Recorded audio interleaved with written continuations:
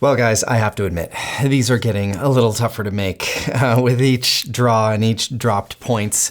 But yet here we are. And we have to give the silver lining because there is always a silver lining. There's always good news after a result like this, where Liverpool drew 2-2 at Aston Villa in a game that, again, we came out firing. The first 5 minutes of that game were ridiculously good for Liverpool. And yet, we score the first goal. We let Villa get 2 in before halftime, which was just shambolic.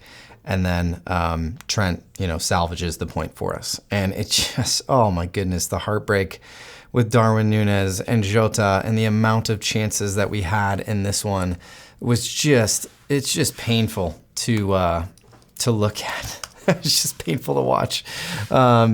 Just the amount of chances that we had against Villa's defense, which was not good.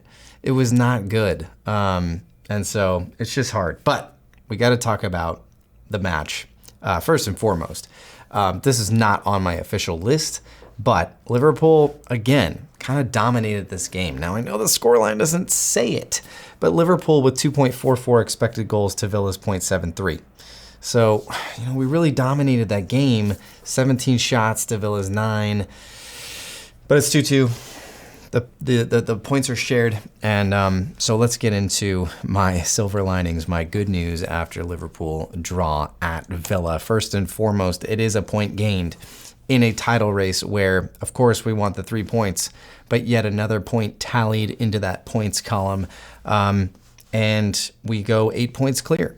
8 points clear of Arsenal, who now have a game in hand, of course, but it is a point gained in a game that could easily have seen us get 0 points.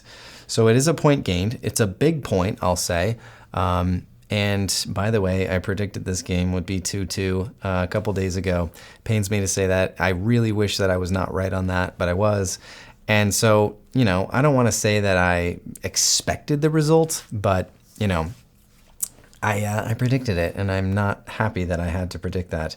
So, it is what it is, and we move on. But here's the updated table here, guys. Liverpool sit at the top, 61, 53, and then really Forest are just knocked down the peg. Now, Arsenal do have to go to Forest here in about 2 weeks, which we will look at very shortly and soon.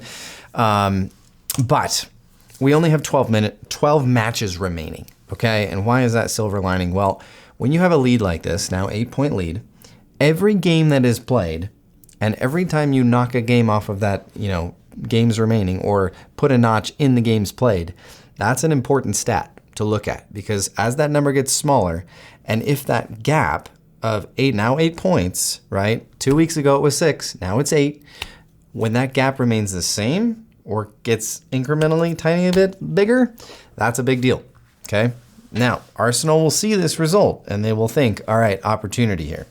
We have an opportunity to go 5 points behind Liverpool, where it could have been a lot more a week ago, right? This could have been, I'm not even going to go there. Okay, it could have been 12 points, but now it's just 9. 8. It's just 8 points. Could have been 12, but it's 8 points. Arsenal will see that. They'll see opportunity, but it is 8 points, and the pressure is on Arsenal now to go get a win against West Ham, which I think they will.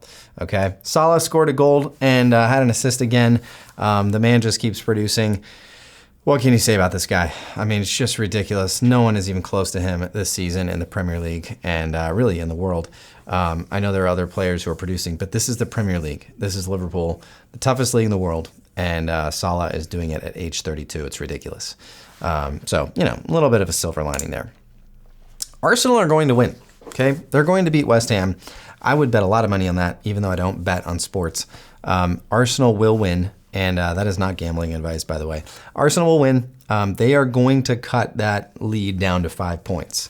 I am very, very certain of that because West Ham are absolutely atrocious. So I think Arsenal are going to win, but the gap will still be 5 points. That is still a sizable lead at the top of the Prem. And they have to go to Forest after that, right?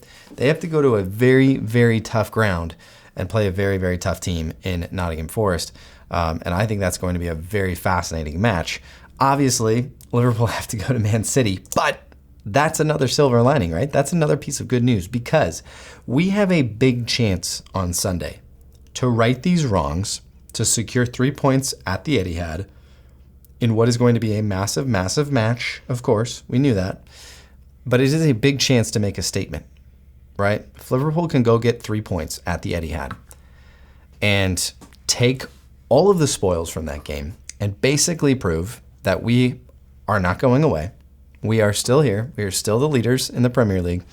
That is going to be a massive, massive statement, and we have a chance for that now. If we were going to go away to, I don't know, Leicester or away to Crystal Palace or whatever, that might be another game where we're just like, slogging through of, these mid to bottom tier teams.